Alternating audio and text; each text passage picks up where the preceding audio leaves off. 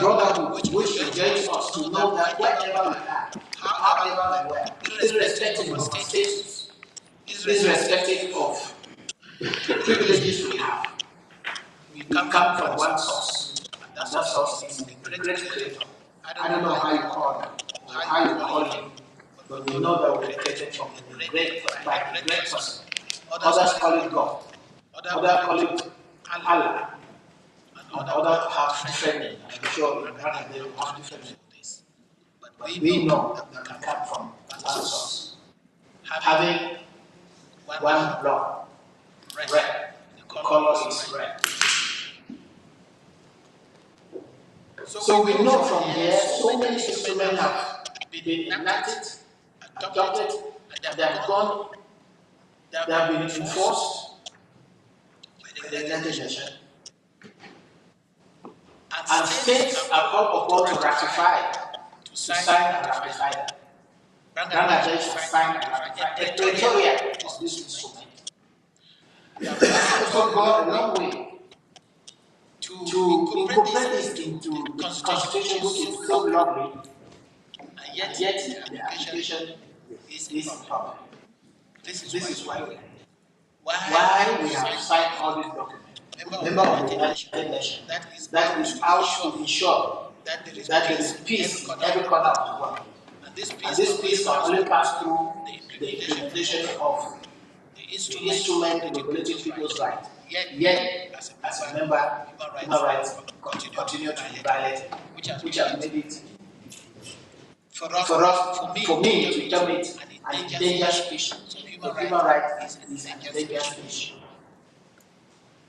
And it is right and the laws that ought to have incorporated into the national law that will give us the opportunity to be able to participate in our government. Therefore, we are talking about democracy. And that democracy is well regulated by its instruments. And so today, to take us through this journey, we have a panel of panelists, which we will be calling upon each one to give an insight of how human rights is, the rule of law, and how democracy is practiced in Bangladesh. I would like to call upon our chairperson to kickstart this event with a video which we will listen.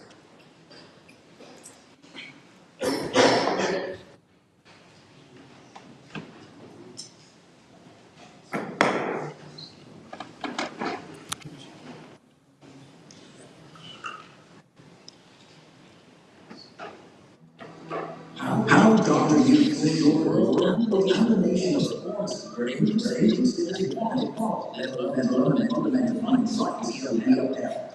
All these tools trying to make the ways in this country was always on intelligence or technologies of interim without any election. And when we enter international rights also back to Geneva's vision, the West for a so-called process and international rights access, organizations, politicians, lawyers, journalists, raised their concern very beginning. Use income didn't pay attention to this concern. Given the evenly charged political clash that is not part of the political system, this is a moment to be concerned. Many governments are condemning violence and police and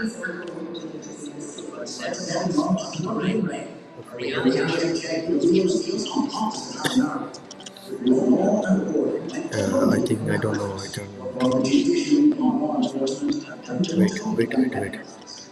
Wait.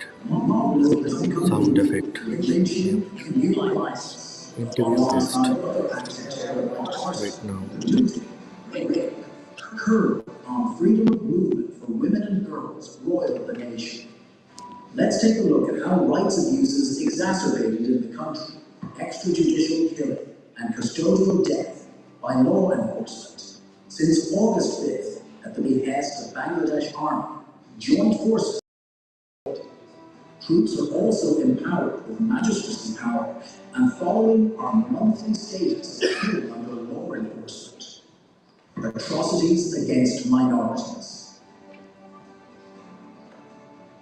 We have a responsibility, because we enable Bangladesh to be free and independent. Now, whatever the change of government in Bangladesh, it cannot be acceptable that religious minorities are persecuted in this way. Attacks on followers of Sufis and shrines.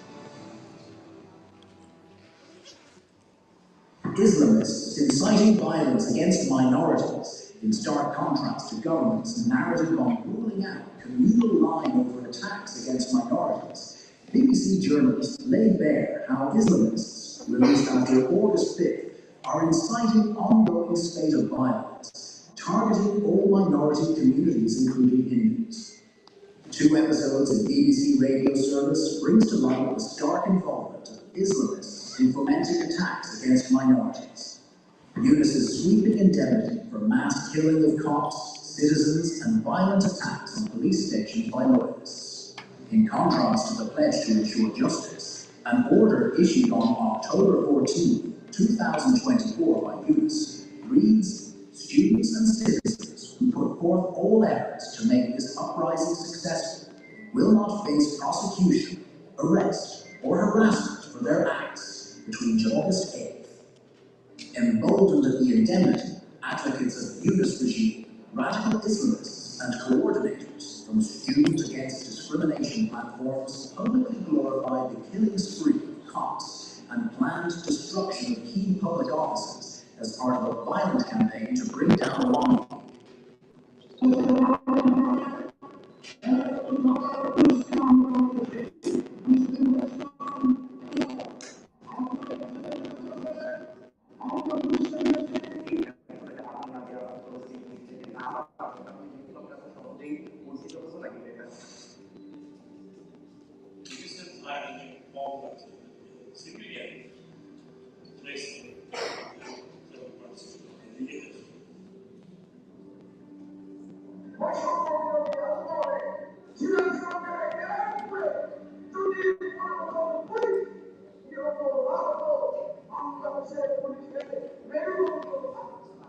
By such public admission of killing, the decree justifying no legal action against violence perpetrated by supporters of Yunus has been likened by rights activists as an act of widespread indemnity granted for perpetrators who killed police, minorities, citizens affiliated with Awami League, aimed to bring Yunus in power and solidify his grip on power.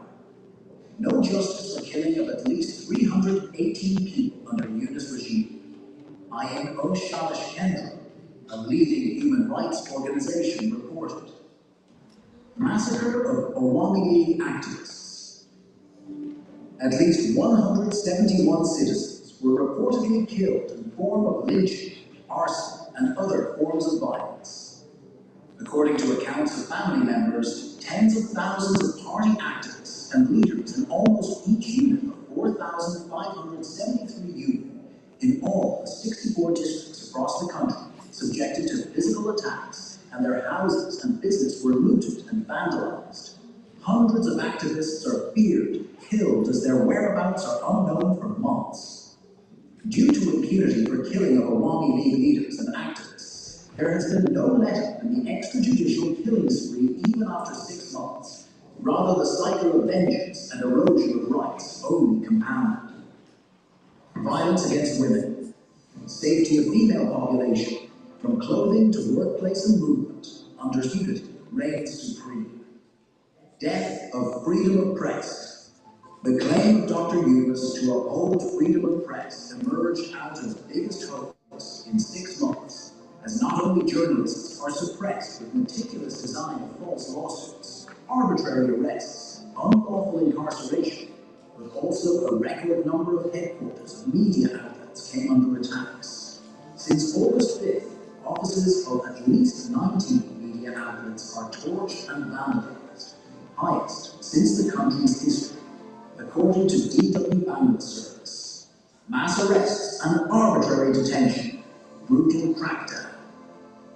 At least 13,540 people were subjected to mass arrests and arbitrary detention from August 2024 till January 2025.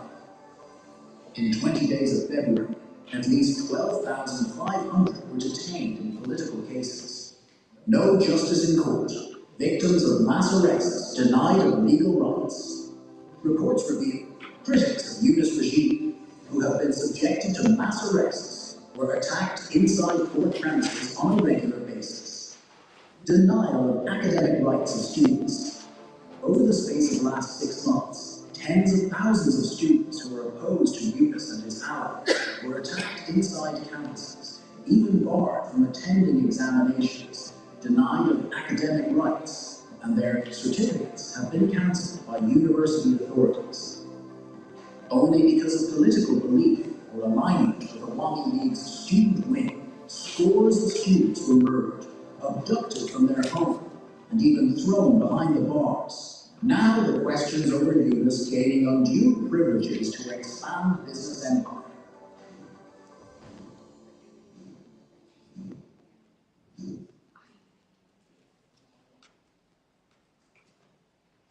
What a beautiful film. A beautiful film of human rights violation.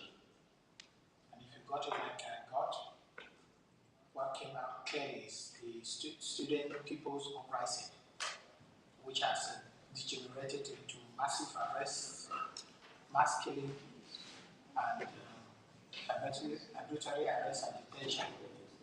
And we'll also see how indigenous people are struggling to combat for the respect of their rights.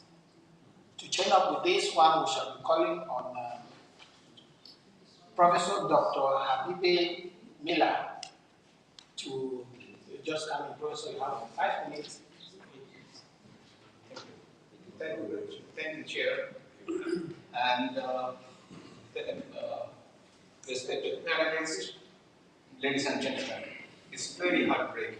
If you saw the video, you saw what is happening in Bangladesh at the moment. I'm going to present a few more slides to show what's happening at the moment. This presentation is a concise and alarming overview of the human rights violation, political oppression, national instability occurring under the unelected interim government of Bangladesh. Based on documented incidents and verified data, the findings highlight systemic abuse of power, suppression of democratic rights, erosion of the rule of law across the country.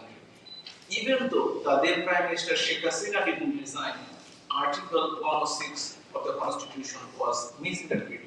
As a result, the Parliament was dissolved and the interim government was sworn in.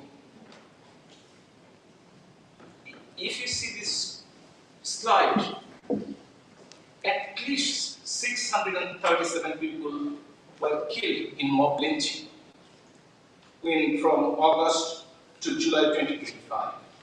64 individuals as extrajudicial killing while they were in custody. 22 political detainees related to Awami League died in custody. Political violence, 213, at least 230, maybe more.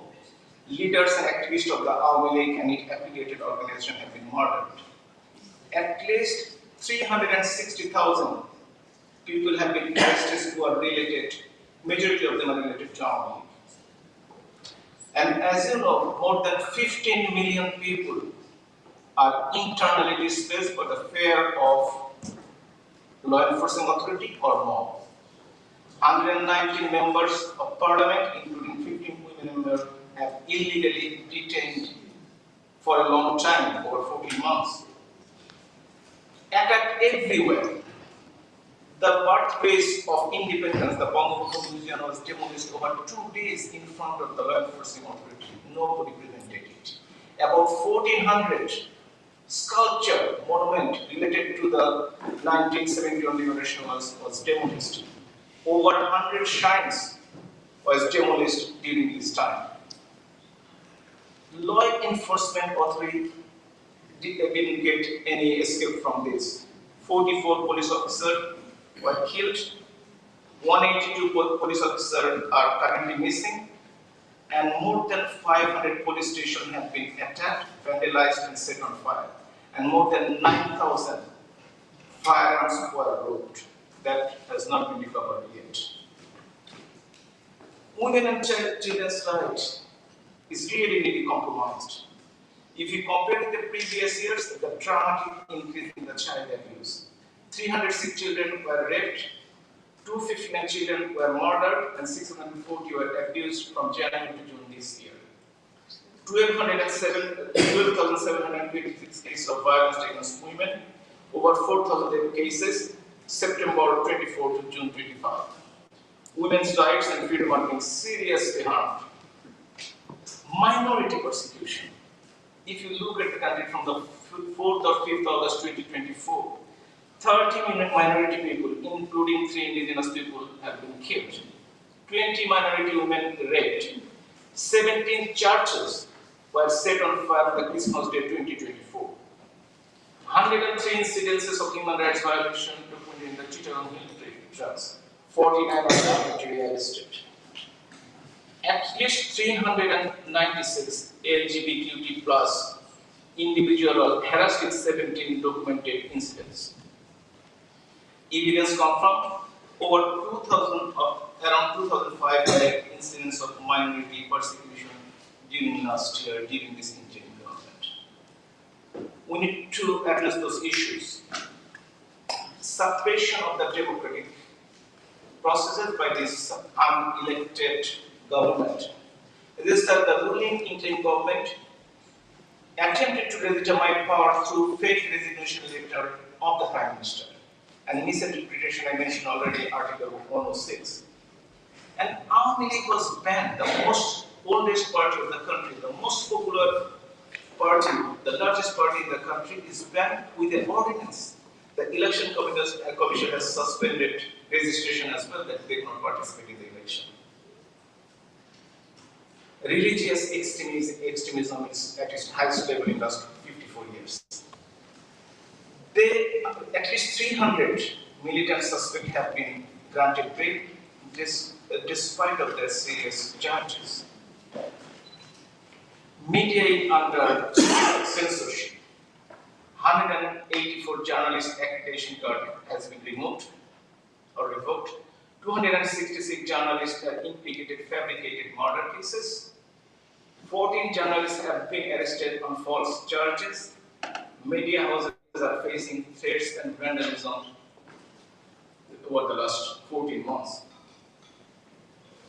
If you see that over 182 factories have been closed for the last 14 months and resulting job loss of more than 100,000 people. Bangladesh National Human Rights Commission was dissolved by the resignation of the member. This has not been formed yet. Our future generation, the student, over 200,000 students' life is disrupted because of they cannot go to their education institute, or they cannot sit for the exam, fear of mob violence, fear of arrest, they cannot sit, they cannot get their registration, they cannot get their, even they cannot register for the exams.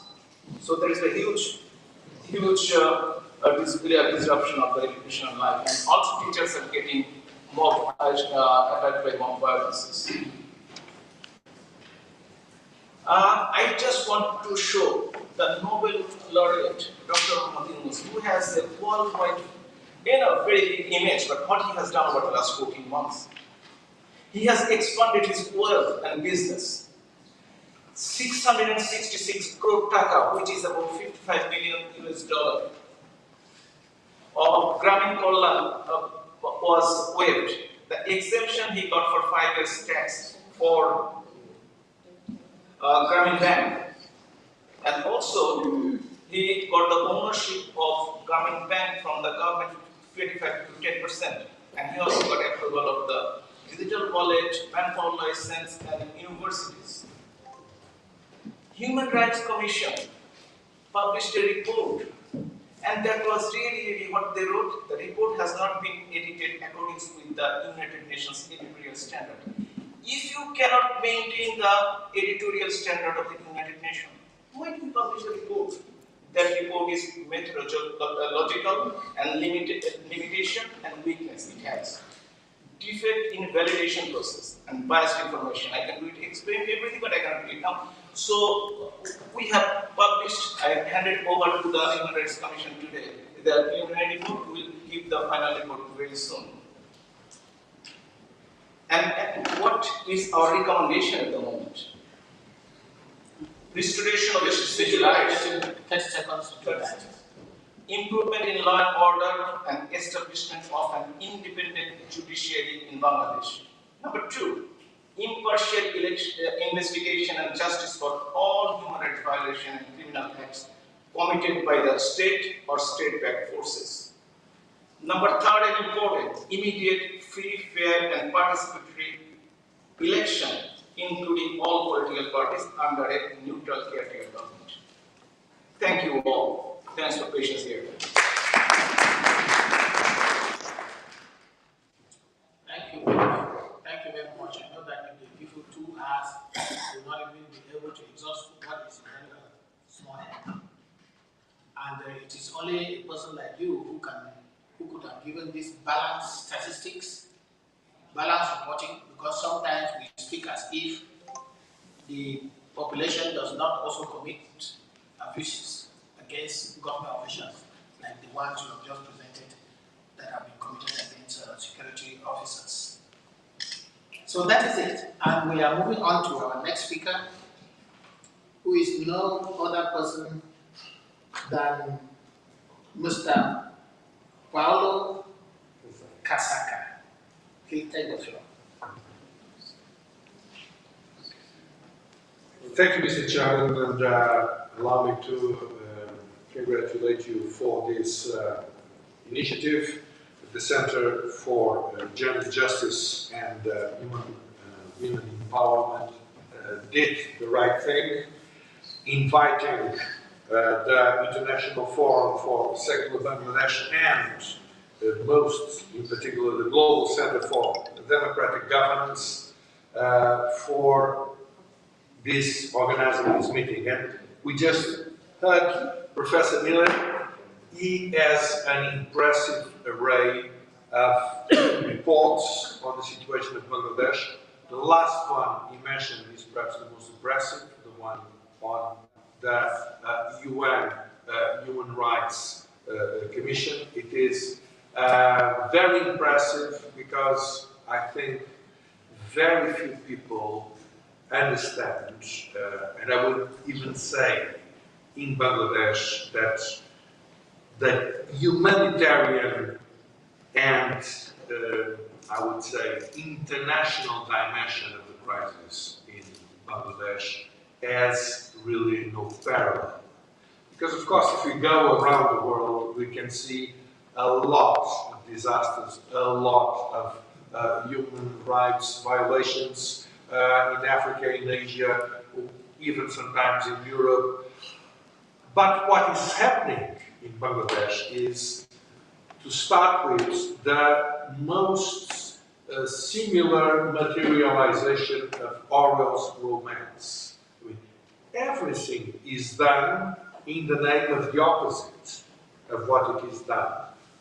Sharia Kabir is obviously the most clear example.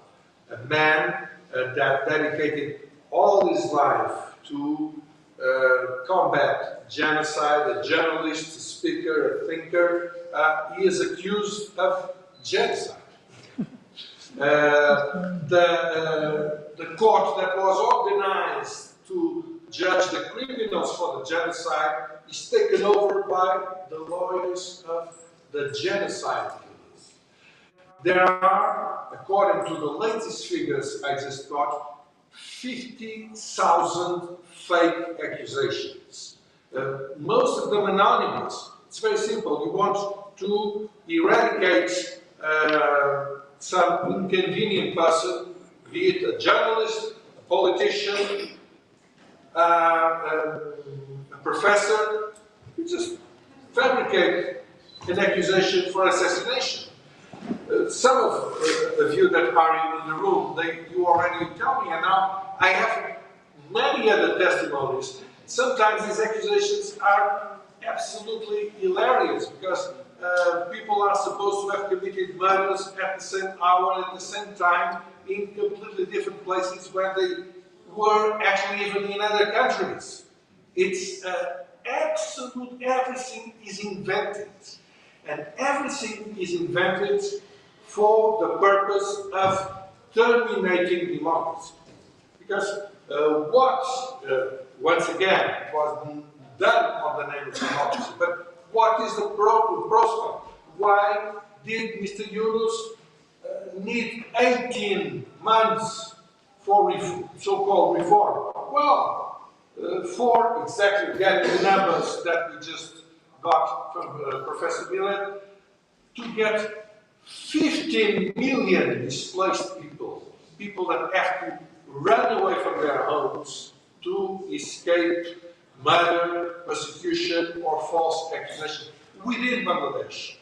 A very high number, undetermined number of those who had to escape the country, some of them, as himself, running serious risks to cross illegally the border.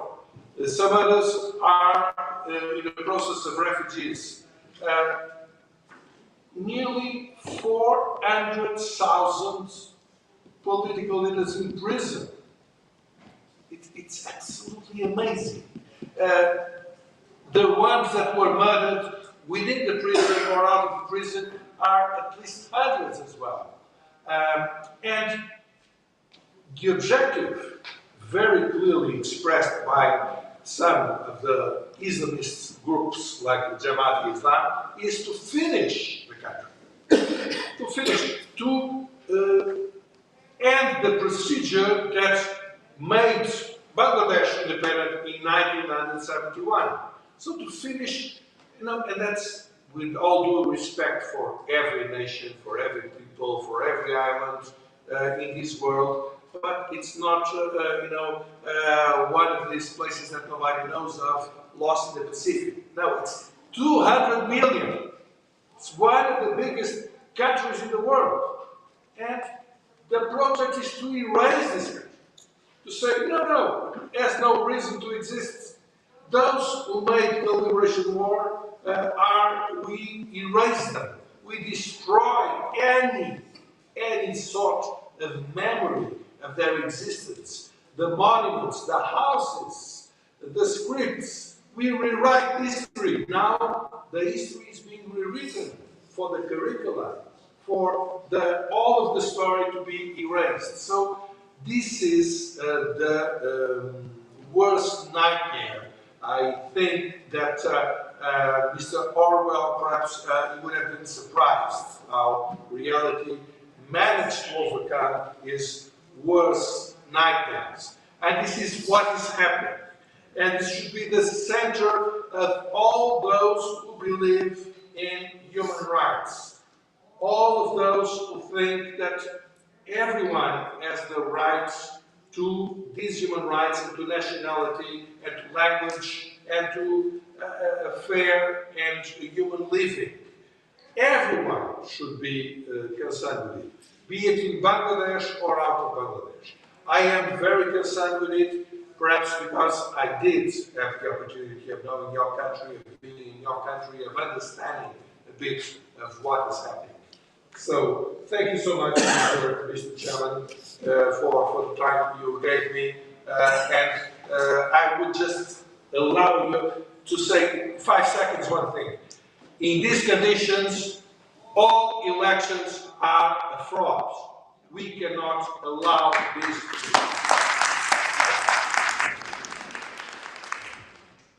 Again, no other person has presented the democratic situation in Bangladesh than you, who is the founder and executive director of the South Asian Democratic Forum. The key human rights instruments that empower people to participate in the government is Article 25 of the International Covenant on Civil and Political Rights. And it simply says that the will of the people shall be the authority of all governments, which shall be expressed in a very genuine, chaotic elections. This we should know. If there is any tension of it, then we cannot accept it, as he has said it. And we are moving on to our next speaker, who is Mr. Suhas Chakma. Yes. So How many minutes? you have 5 minutes. Yes.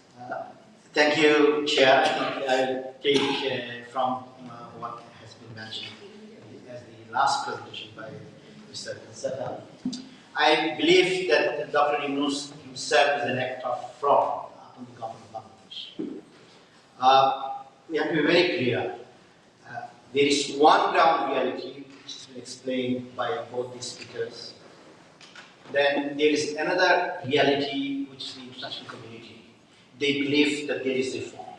So, entire international community at this point of time, who have been supporting the Yunus government and pumping money, thinking that there is reform in the country, they live in some sort of a fantasy land. There is no reform.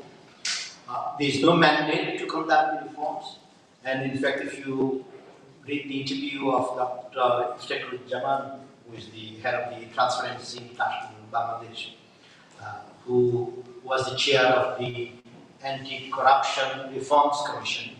3 days back, he was mentioning that he even doesn't know what are the recommendations of his own commissions. And if you look at the agenda of this government, they mentioned that they want to get back the money, they want to eradicate corruption, etc. So all the commissions which they have conducted for reforms, I mean, they have lost their validity. Nobody has any idea, and somewhere they are leading the country towards something called July Declaration, which they themselves, those who have authored this, they do not understand. I think we have to understand one thing, that people believe that Dr. Yunus actually has faith in the rule of law. Everybody believes that he's a Nobel laureate, he got the Nobel Prize of Peace, but he has no belief in human rights. If he had believed in human rights, then he would have at least appointed, after sacking previous members of the National Human Rights Commission on 7th November 2024. It's about a year, he has not appointed even his own favorites. So this shows that he has no commitment. And somebody who has been following the Chittagong contract issue, I would say, last year, 2024, on 19th and 20th September, when the students organized something on March for Identity to assert the identity of the indigenous peoples, they faced serious human rights violations. The government had appointed one-man commission of inquiry. That report was supposed to come up in 2 weeks. It has not come up. This year, September, about 3 or 4 days back, on 28th September, we again faced the same situation. Once again, they formed a committee by 5 officials from the districts. Then there will not be any inquiry or findings. So nothing has changed. And this is reflected from the fact that when they had the Constitutional Reform Commission, they did not include either a minority or an indigenous peoples. So legally speaking, both the minorities and indigenous peoples don't exist. Their existence is denied in the country itself, and there is not a single reference to indigenous people. So human rights situation, if you look at Chittagong contracts, if you look at the minorities in the country, it has deteriorated to such an extent that I think it's fair to say that there is anarchy in the country. You survive on your own unless you belong to the NCP, BNP, or one of the ruling parties, Jamaat-e-Islami. So there is no rule of law. You can't go to the police station. Police is not for you. So that's in mainland Bangladesh. You can imagine what happens in the peripheries, like the Chittagong complex. Now the question is, in my conclusions, what's the priority of this government? I think the priority of this government is to actually manufacture lies. Everywhere, when we talk about freedom of opinion and expression, the UN as well as the international community has been saying the government should not be satisfied with the truth. And what we have in Bangladesh is CA press release fact check, which actually this is our lies every day. From somewhere they will pick up, it's funded by the foreign government. I don't want to mention the name who are funding this see a press facts check. Now, if the government becomes the sole guardian of the truth, then obviously the truth shall never come out. And that's what we had seen in the last interview which he gave to journalist Mehdi Hassan. And he effectively denies all the atrocities committed on the minorities, indigenous peoples, as well as human rights violations in the country. So he gave 3 priorities in that interview. First priority for him is reform. As I said, he himself doesn't know where the reforms are. The second priority, which he said, is prosecution of Prime Minister Hasina and those who were involved. And we have been told by the previous speaker that those who are the defenders or the defense counsel of those who committed genocide, they have become the lawyers, judges, etc. And the third point is that we might have elections if because some people want us to be there 5 years, 10 years, and 50 years. And once we come to February next year, we will realize that it's 5 years, 10 years, or 50 years. So I would say, I would end by saying that at times we are very disappointed with the international community, and that includes us, the High Commissioner for Human Rights. If we are to look at the statements of the international community in the last 1 year, it is as if no violation of human rights have been taking place in the country, when in every aspect, every thematic issue, the situation of human rights has deteriorated. So I think the challenge that we have is actually to bring out this truth and defendership which exists at this point in time in the international community. Thank you, Mr. Chair. Thank you very much.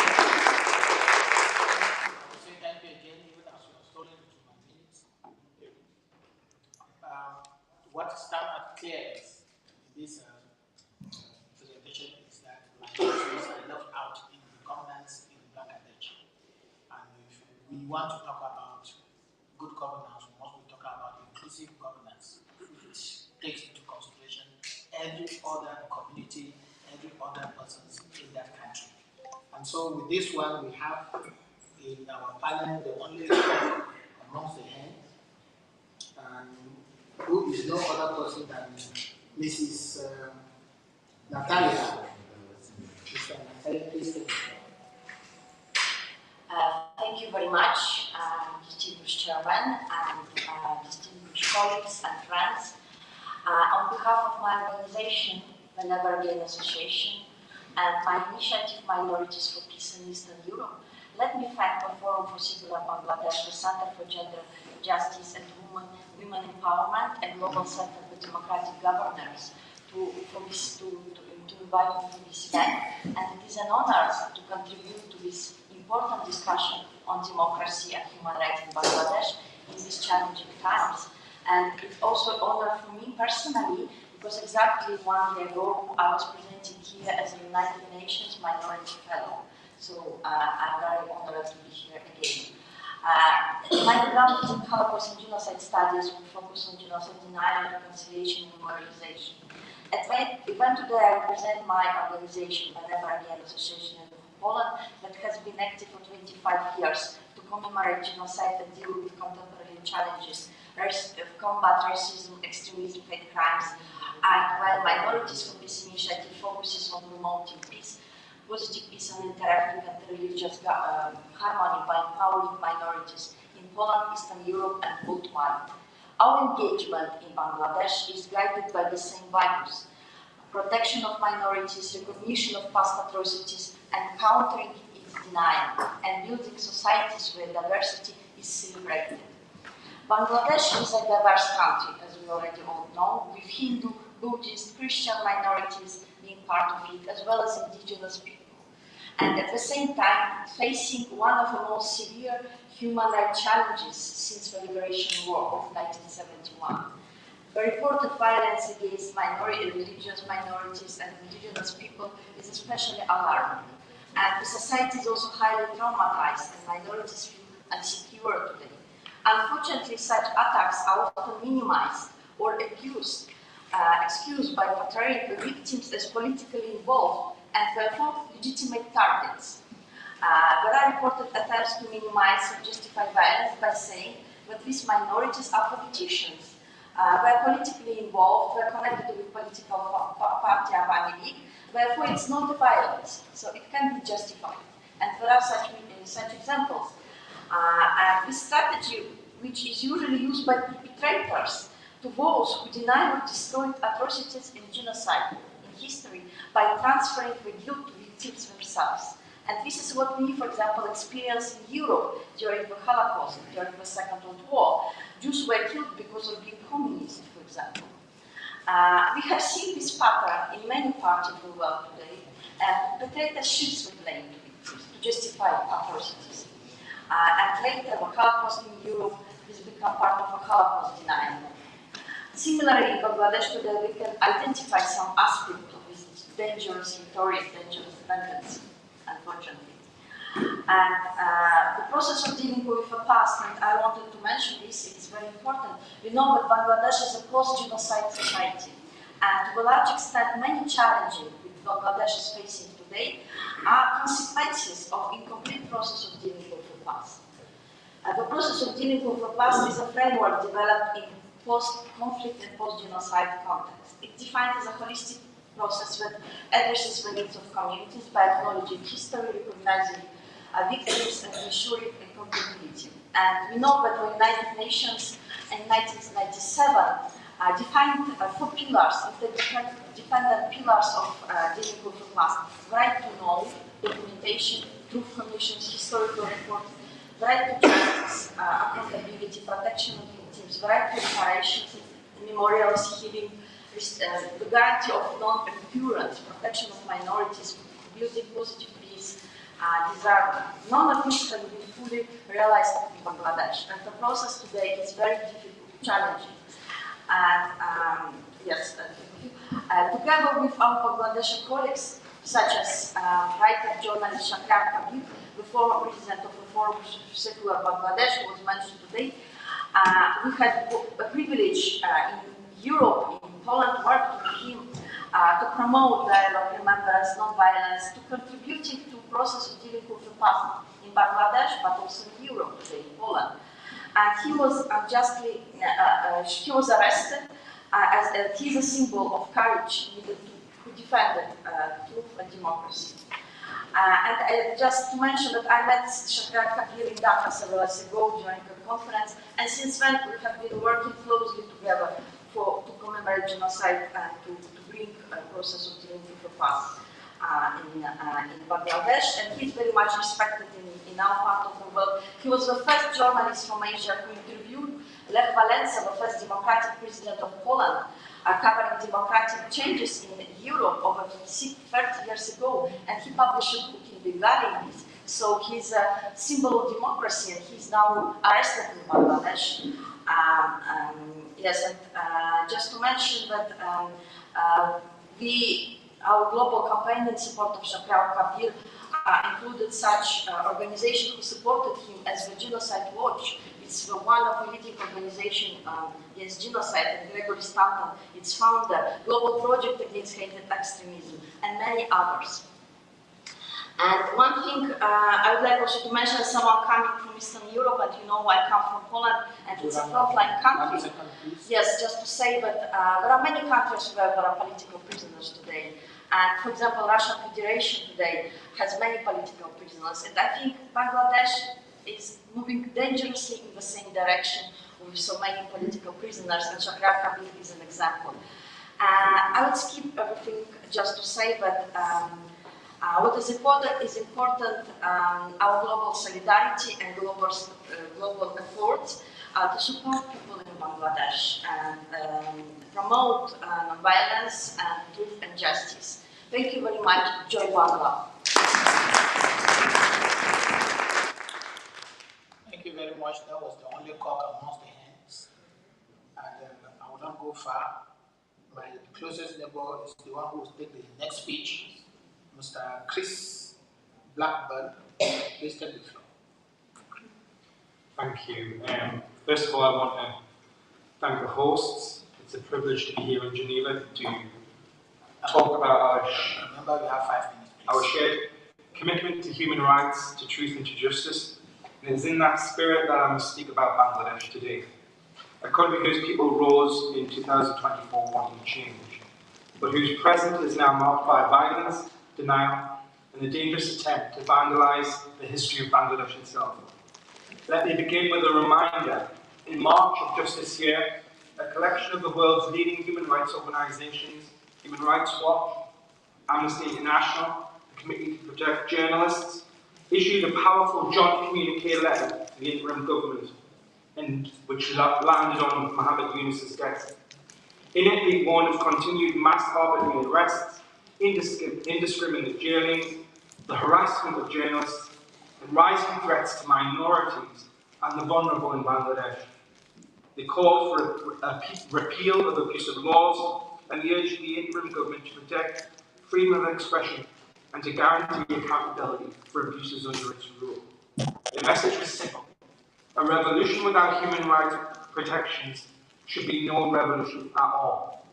Then 6 months later, the warnings have proved tragically correct. On the 23rd of September 2025, just a couple of weeks ago, in Chagrig, a district near Chittagong, a 12-year-old indigenous Mama girl was allegedly gang raped and sexually assaulted. The community responded with peaceful protests demanding justice and safety. Instead of protection, they were met with bullets. Security forces opened fire on demonstrators, killing at least 3 people. More than 60 indigenous shops and 15 homes were looted and burned to the ground. In one of the most vulnerable corners of Bangladesh, violence was piled on top of trauma, leaving a child suffering unacknowledged and an entire community stigmatized. What followed after was just as disturbing as the violence itself. Instead of accountability by the interim government, there was denial. The Home Affairs advisor dismissed the unrest as a foreign conspiracy. The Bangladeshi army alleged a large report by indigenous groups in the country, even claiming that militants and weapons had been imported from abroad. Senior political figures went so far as to call the rape allegation fake. These words were later retracted under public pressure in Bangladesh because of the media and public outrage.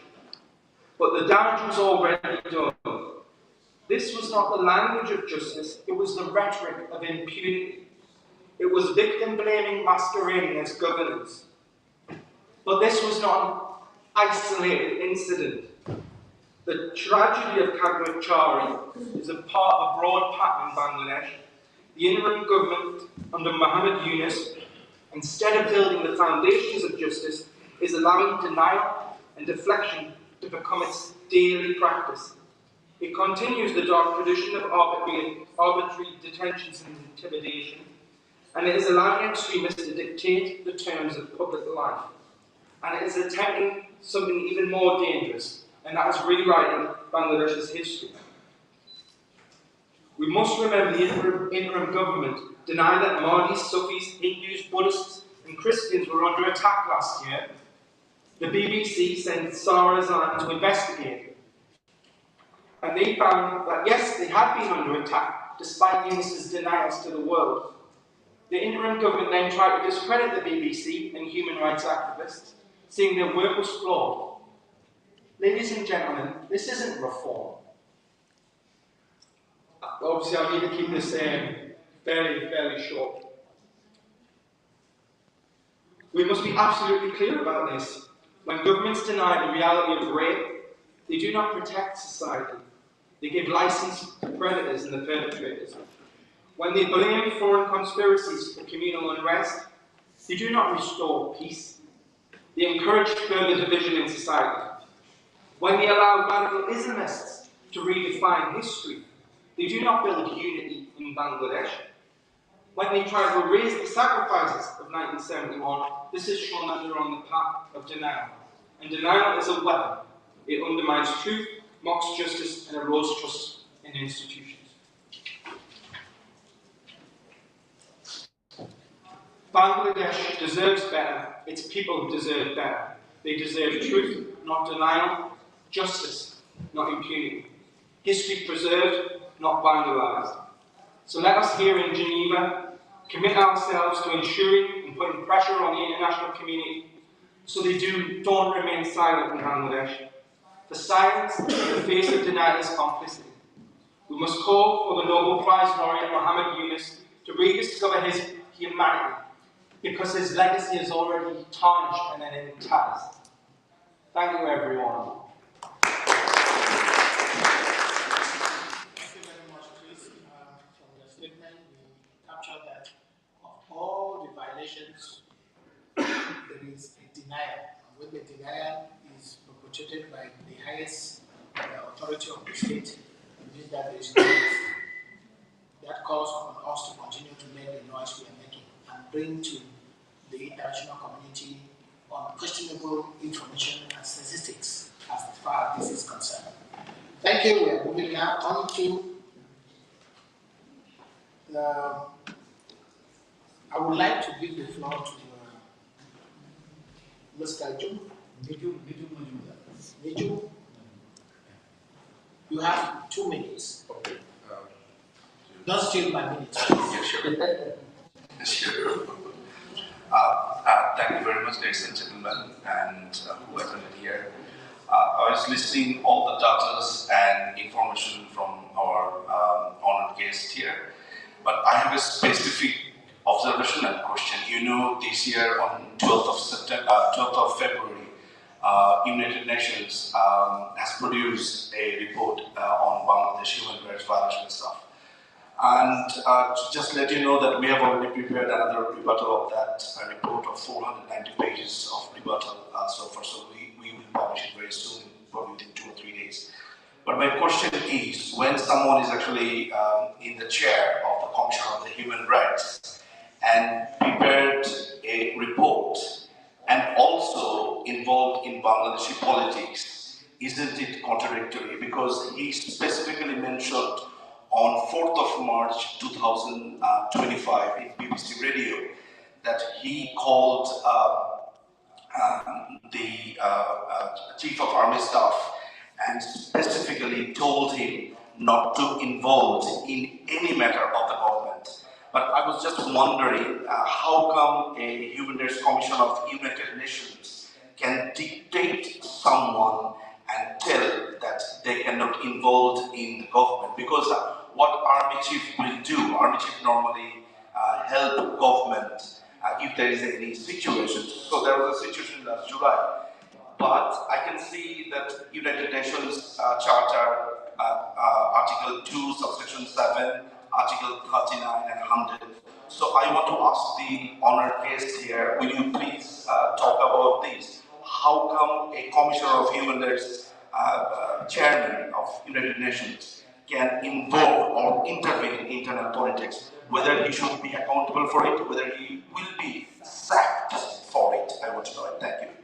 Can I give you one piece of information? The internet of Bangladesh has been slowed down because of this meeting, because they cannot show their video live streaming at the present. They are so scared. Thank you. Oh. Thank you. It simply means that we are not just making a noise. We are making important, additional important information that hurts some people. So they are taking it seriously. And so I would like to ask you, Shun, you have statement. Thank you, Chairperson. It's not a statement, but just 2 questions I have. One, given recent allegations of repeated attacks on massacres against the indigenous people in the Chatton tribes, why is the government blocking an independent investigation?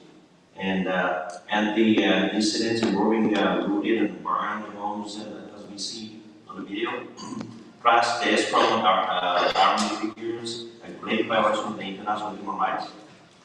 Why restriction of full disclosure to the media and the global community? This is the first question. The second one is, do you support a joint international investigation coordinated by the European Parliament and the UN to eventually probe allegations of Geneva rovers detention and atrocities against short-term illegal trade indigenous people. These two questions. Thank you. Thank you, Shun. I think the panelists have taken the question and give them time to respond. Meanwhile, our sister, you have 1 minute, please. Tell us who you are and thank you very contribute to much. ask question. Excellencies, I thank you all for your endeavors, and I would just like to add a message of hope. As we have reached that point in history, the end of the old age, and we are now moving in a new era, completely new. And that means we are creating for the first time a conscious civilization, which will be completely different. So we can let go all which has happened till now, just give it up so the new can come.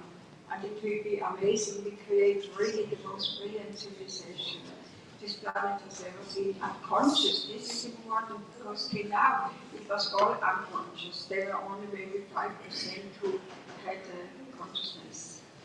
Thank you very much. Thank you. Please, the floor is yours. We have 4 minutes to debate on this. Questions, contributions. While you are maturing your mind on questions, I would like to ask Rahman to take 2 minutes and give us a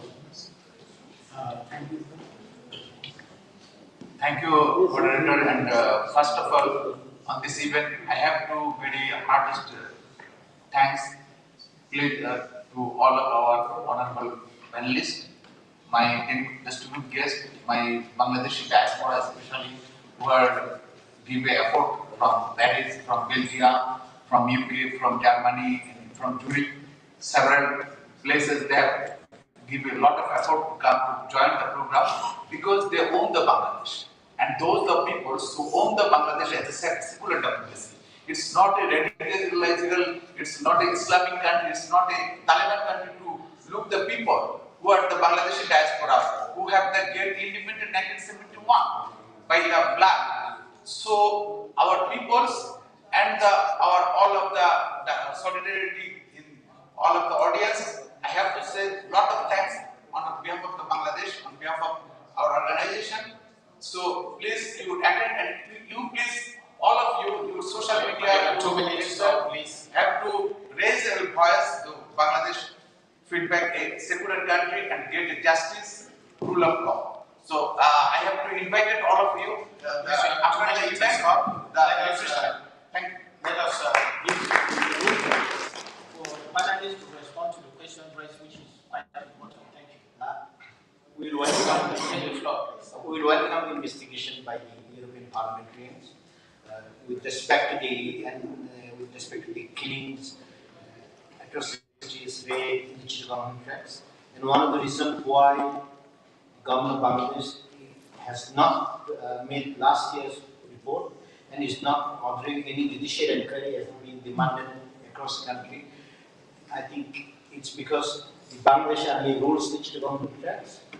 And Bangladesh Army has been the consistent political party which wields power and without whom you cannot remain in power. So that power actually originates from the presence of the Chittagong tracks. And at this point in time, Dr. Yunus wants to keep the Bangladesh Army on his side, and that's why he is not ordering any kind of investigation. And that's why there is a need for international investigation. In fact, I met the OSCHR officials yesterday. You have a field office there. Thank you very much. Thank you.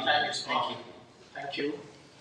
Ladies and gentlemen, I want to thank you so much for the time you have taken to be here. We have just 1 hour and we've exhausted our 1 hour. I want to thank my panelists, your panelists, who have been very wonderful in presenting the different aspects of human rights violation in Bangladesh. At this moment, my own time is up. I will not hang on the chair like the government of Bangladesh. I can't leave, and I'm leaving.